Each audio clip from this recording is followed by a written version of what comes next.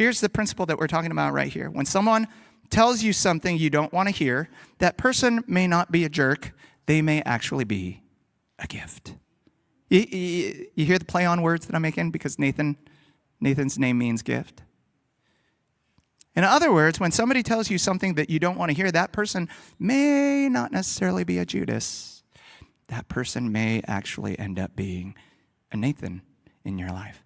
Proverbs chapter 12, verse 15 says this right here. The way of fools seems right to them. I'm right. Don't give me advice.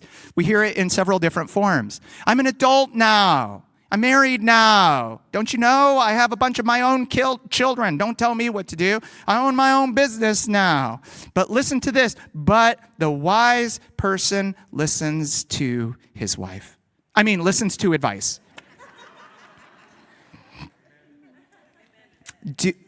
Here's a question I have for you. Do you listen? Are you a good listener? You a good listener? Maybe you shouldn't quit that job.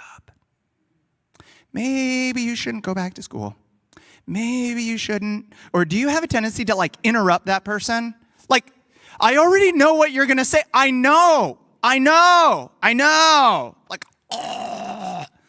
heard this 1,000 times. You don't have to tell me anymore.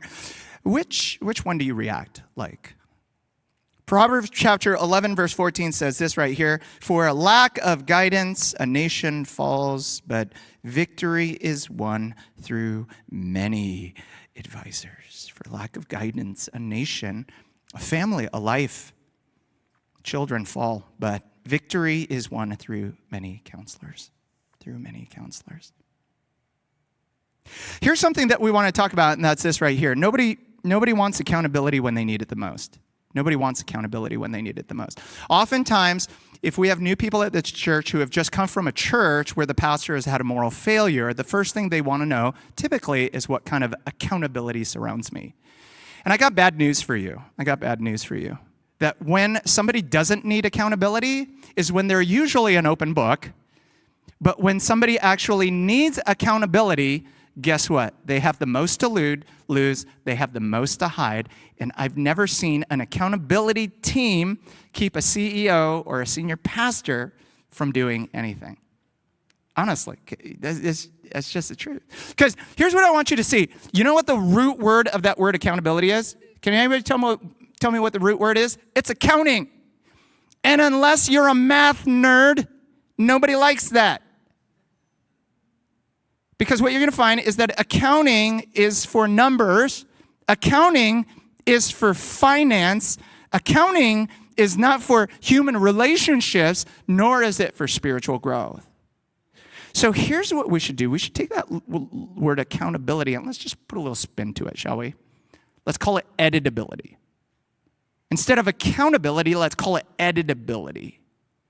What we find is that the best writers in the world still need an editor, right? I know how to spell the word cat, but for some reason when I've misspelled it, I can't see it.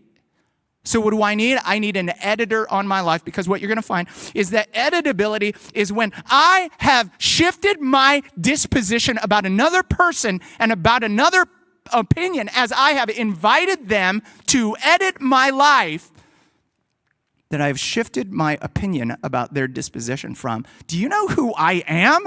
To, wow, maybe I need to slow down because you could be the voice of God. That maybe what I need to do is, instead of going who do you think you are, to maybe this could actually be a welcome intrusion.